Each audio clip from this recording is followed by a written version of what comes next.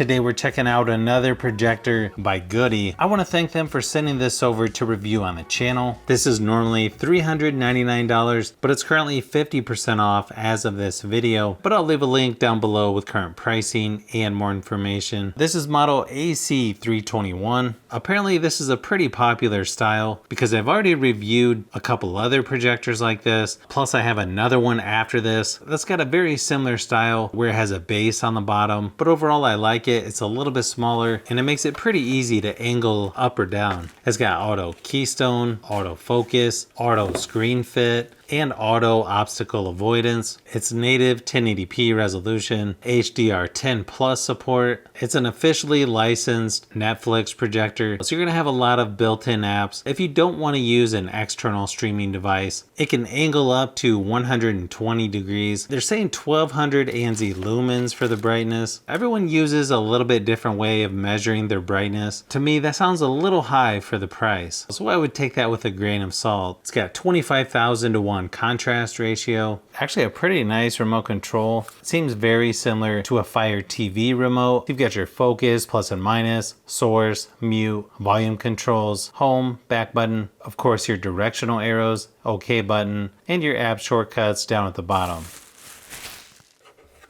Pretty nice little plastic lens cap.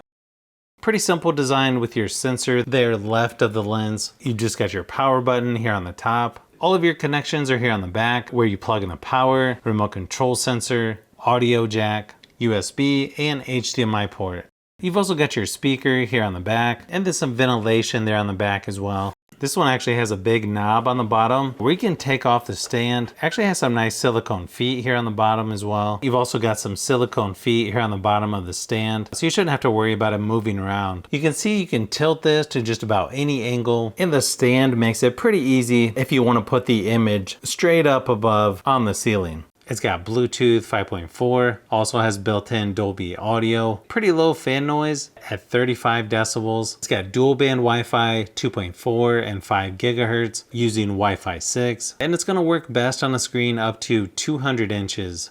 The setup on this is a pretty simple step-by-step process where you can set up the keystone correction manually and the zoom and shift or focus manually, but mine actually looks pretty good after it did that automatically once it was powered on. You can also set up your Wi-Fi connection now or later in the settings. On the home screen it shows your app shortcuts. You also have live TV up at the top along with Wi-Fi and settings. You can adjust keystone correction, zoom and shift, autofocus, Bluetooth, picture mode, and sound effects. Pretty much everything you would need to. There's also a more in-depth section for those settings as well to really get things dialed in just how you like. You can kind of see what this looks like with all the lights turned on. It's definitely visible for most things. I think if you're using this for presentations or things like that, it's probably fine. But if you're watching movies or playing games, you'll get much better picture quality once all the lights are turned off. It's probably hard to tell, but in person the colors look pretty natural on here. It's got good contrast. Everything looks nice and sharp, even towards the edges. Speakers have really good sound quality, but they're not the loudest out there, so you'll definitely want to use external speakers to get the best sound. But here's a quick sample just to give you an idea of what it sounds like. Purple. The one shown here is gray. Almost looks like a bluish gray in some lighting. Surprisingly, it still has a headphone jack next to the charging port. But I know you too long, it hurts to watch your blue eyes fade to gray as you fade away,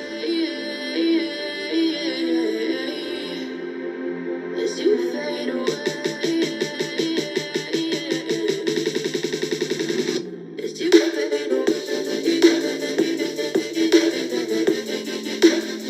I also played some games on my iPad using a Bluetooth controller, and it actually plays pretty smooth. There wasn't much lag or delay, but obviously it may depend on which games you're playing. I know when testing out Rocket League on my Xbox, I did notice some lag or slight delay here and there, but it wasn't bad overall, especially considering I left it on the default setting. Surprisingly, it also allows me to keep my Xbox on the 4K display settings as well. I think if you're using this mainly for watching movies, TV shows, or that kind of stuff, this is probably one of the better affordable projectors that I've tested recently. It might not be my top pick when it comes to gaming, but it does a decent job at that as well. I think most people are going to be pretty happy with the overall quality and the brightness of the screen. It's definitely worth checking out. Would make a good gift idea as well, especially considering the price.